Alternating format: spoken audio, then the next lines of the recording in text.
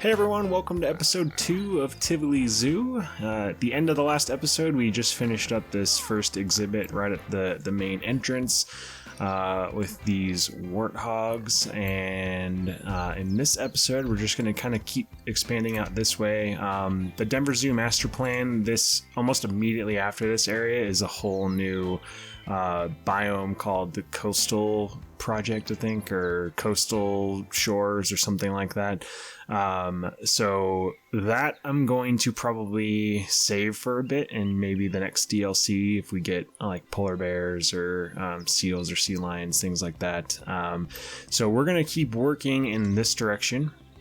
That African savanna is kind of in this area, or at least proposed in this area for the zoo.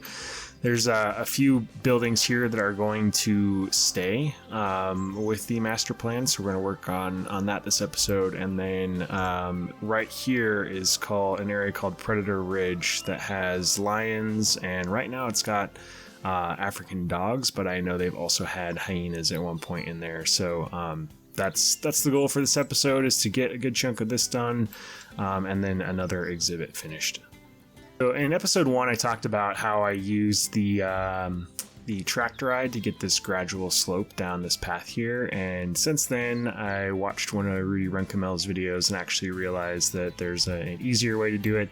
So you do use one of the tractor rides to get like the degree of slope, so anywhere from to 2 to 3 degrees, somewhere gradual like that, and then you can actually use this the terrain gizmo here, which I haven't spent a ton of time with, but I'm starting to see how valuable it is, especially since it has the advanced move feature. I think that's why I wasn't using it. I didn't really realize what was possible. So you can match up the angle of whatever your slope is, and and from there you can slowly fill in the terrain to match that angle. So thank you, Rudy. I had no idea that's how that worked. Just first building here that I kind of used to set this area is a little stroller rental, and then worked on filling in more of this backstage here, and these would be like administrative offices and things like that. So one thing that I'm a little bit concerned about right now is the scale that I'm starting with, and not so much the height. I think that's perfectly fine, but more so the length of these buildings. So what I did was I took a screenshot of the satellite view of the zoo and copied out the parking garage, and then measured basically how many parking garages long is the Denver Zoo. And I think I'm a little bit too long in this initial building here, so I'm gonna have to try to carve out some size. So I think I can save myself some length here, and then maybe even getting rid of like a 4-meter section here. So I'll work on that at some point, but now I'm going to keep doing more terrain work, because there is another, from this sort of plateau, there's another slope down and another slope down, and it all kind of falls off this direction towards this Predator Ridge exhibit. So I'm going to be doing a fair amount of terrain work now. All right, by no means is this a finished product. Tweaking the terrain and making it look the way that you want it to and still be gradual is pretty tedious, to be honest. So this is just an initial sort of stage setting, and again, worried about scale. I think I need to bring this in just a tiny little bit, maybe, so that it's more like this. But from here, that doesn't look like very much, but that's probably a good like 3 meters, which is a fair amount of distance. And obviously the edge of this sets the edge for the exhibit, which sets the edge for the backstage, and then into the other side. So I'm just going to keep kind of tweaking all of this and trying to get it as close as I can to the Google Street View. All right, just started adding in a few trees to try to get a sense of space, in here, and a sense of what I want the canopy to look like. Something in the Denver Zoo master plan is this element called the braided path, and it kind of goes throughout it's a pretty big part of the project. So it basically would stretch from around this area over here all the way to a junction point where kind of the savanna ends, which I think actually would be probably right in here.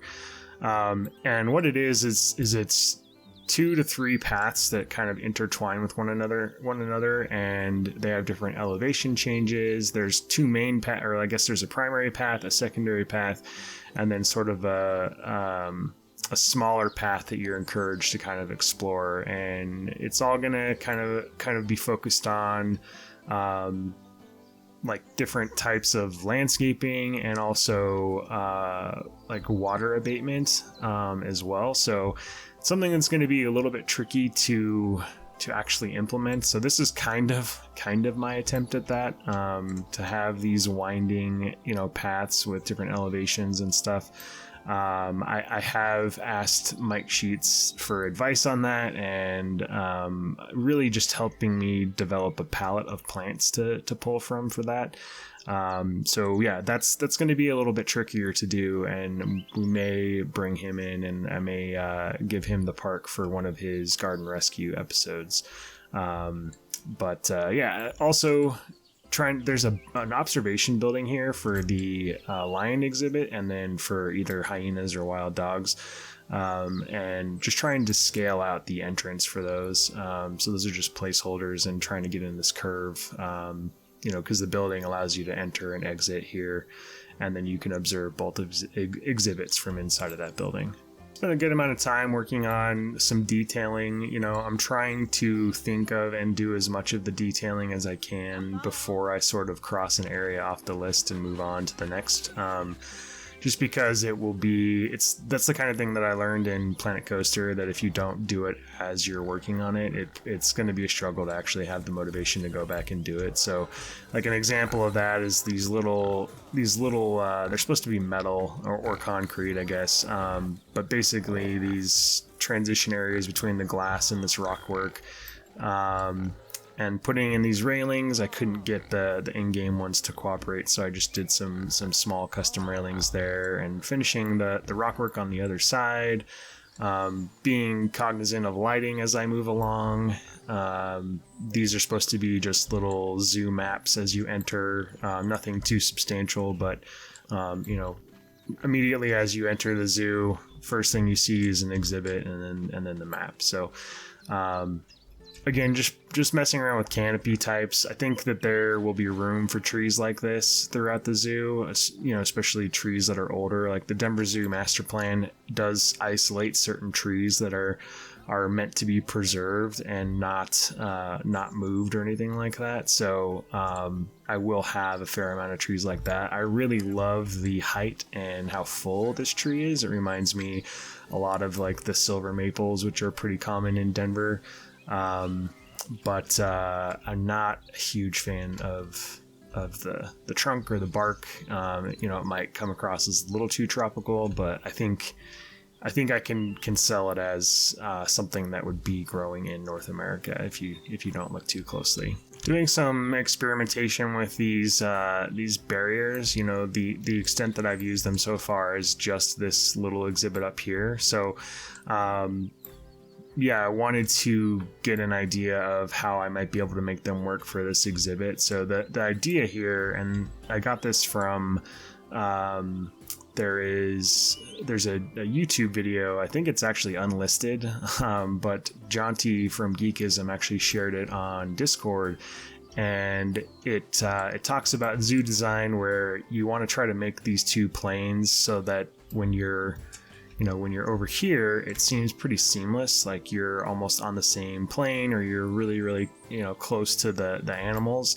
But there's obviously a huge barrier where they can't actually get to the guests of the zoo. So that's the look I'm going for here, and this is just a preliminary try at that, and I think the results are pretty convincing. So I'll keep working on that and fine-tuning it as I kind of set the foundations of this exhibit. Finally bit the bullet and shrunk down this building. I was able to shave off I think about 8 meters, so basically two wall widths, which it feels a lot better. And I had to move this little thing back as well. And the nice thing is it did shrink down this area over here. And then also obviously this area back here. So I think this is probably closer to the actual building in the Denver Zoo now in terms of scale and length, and puts me in a better position to kind of keep expanding this way and not get too far down the map in this direction. Let's see, also made more progress on this exhibit. So and then we have lions. So, and always the animals are pooping right on cue as I come into their habitats. Again, just still preliminary terrain work and things like that. All of this is going to be covered in rock work, pretty much all the way down into here. I was messing around with the potential for like a little pond and waterfall area down here, but then I thought it didn't really necessarily fit a lion exhibit. So I'm going to try to save ponds and waterfalls and things like that for animals that would actually appreciate them. Lions are not big fans of water. I don't, at least to my knowledge. I know tigers are, and I'm sure lions do go in the water, but I don't think they like to play in it quite like tigers do. So this basically now just needs all the detail work. It needs the rocks, it needs more foliage. I'm probably going to take some of these plants out and try to have a more cohesive plant palette in this whole area. I was looking at a lot of pictures of West Africa where these lions are, and it's pretty much grass, and you've got some rock outcroppings and some trees, and then some bushy plants, but that's about it. So I think this gives you kind of a sense of what I was talking about, where I want to try to stick to a more, it's one thing that I have been learning from watching some of Mike Sheets' Planet Botanic videos, and even just the work that he did in Delay Designers Park, that you kind of have to decide on a palette of plants and kind of stick to that, or at least a color palette and kind of stick to that. So I want more of these sort of lighter green, light greens that are almost kind of headed in the brown direction, kind of in this area, and then these bushes as well. So I'll keep working on that. And then the rock work, I'm really making an effort to be more intentional about where I'm putting all of these rocks to make them feel and look more realistic. You can't just, what I was doing, and even to some extent kind of did over here, was just, especially in this area, I was just kind of spamming around rocks and seeing if they looked good. But over here, really making an effort to make them look like natural rock formations. So it takes more time, but I think the results are worth it. These people are really digging the balloons. There's no stroller rental, so I just put in a shop and this poor person running the balloon stand. So I went ahead and continued to do some work on these paths over here. I did make that opening area a little bit smaller and tucked and pulled back the paths a little bit from the edge of this exhibit, and I think it's helped scale it down a little bit and given me some more room to work on this area over here. So currently in the Denver Zoo, this whole area is basically filled in with just foliage and stuff, and then it's a part of another exhibit over here. In the master plan, all of this is basically a new pathway, and then there's an animal bridge that goes over this. And then that's how they'll have support facilities back here for all of the animals that are in the savanna development that'll be in this area. So that's what I'm trying to kind of set the stage for here. I'm realizing that the terrain work that I'm doing is going to be pretty time consuming. In Jubilee Gardens and even in my Broville Fun Fair, we don't have like the crazy terrain changes like this. It's totally worth it because it sets the stage for more realism. I mean, that just looks more natural and more realistic than if it was all just flat and on the same level. But it is time consuming. It does take quite a bit of work, and you have to use rulers and stuff. Like I use this to try to set 2 different plateaus. So I'll sink this into the ground at that level, and then you kind of drop the terrain down over here, and then you can slowly make it a more gradual transition between the 2 points. That's another thing that I've been using that's been helpful.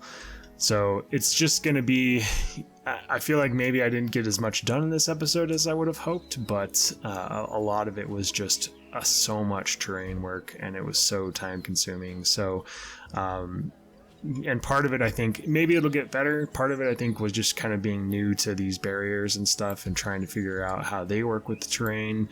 But I'm really pleased. If you step back here, you really get a sense for how seamless this is into the exhibit.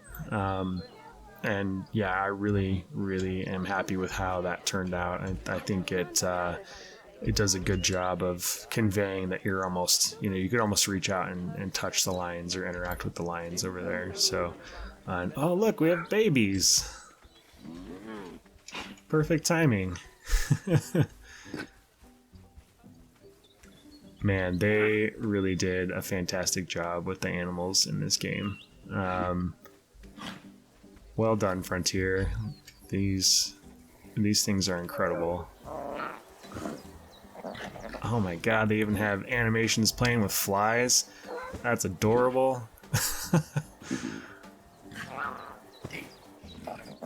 That's awesome. Sweet. Well, we've got a happy little lion pride over here. I did do some terrain work and hid some of those bedding things up in here so that hopefully they would use and sit on the rocks, which that's awesome. So anyway, sorry to get sidetracked. The most of this is all done. You can see now the rock work over here. I need to fix some of it because it's clipping through these walls, or I'll probably just do some plaster in here to make it look like they're all just kind of a facade on this building. Got an observation point over here. I tried to sink a lot of these little things near the glass windows so that the animals come up as close as possible to them. And then got the exhibit information here, and instead of having that pool, I ended up just kind of filling it in with a lot of trees to look like really overgrown bushes sticking out from the rocks. This was something that I found in a lot of the images of their natural habitat as well. So I'll actually probably carry this theme over into this area a little bit more, and even down in this area over here. So this is something that I'll do rocks on like part of this, but I'm not going to do any of those rocks where, the guests aren't really going to see it. So basically from about there over will be rocks, and then you're going to have a chunk where it just, they didn't spend the money to cover something that really no one's going to see. I'm really pleased with how this is coming together. And from the beginning of the episode, I mentioned that scale was kind of a concern. I think based on satellite images that I'm looking at, I think I'm on the right path here. And again, it's just going to be so crucial to set this foundation correctly for the rest of the zoo. And I think I've started off on the right track here. So that's going to do it for this episode. Really appreciate you guys checking it out and continuing to watch the series. In the next episode, it's going to be kind of more of the same. I'm going to finish up this area. I also was just looking and realized that I need to put more of these rocks around this edge here, and that will kind of cap off the this exhibit, and then from there we'll just keep moving this way. I think there's some more just sort of generic buildings here. There's like a restaurant and a patio that'll be here, and then there's more, I think it's like a research center that's right here, that will be staying in the Denver Zoo. It's not a part of the plan to be redeveloped, so we'll work on that some, and then making sure we get this all tidied up, and then finish the exhibit for either the hyenas or the wild dogs over here. and that honestly will probably take up an entire another episode. And then from there, we'll get on to the thing that I'm most excited to do, which is the new African savanna area over here. So again, thank you guys so much for watching. I really appreciate it, and I will see you in the next episode.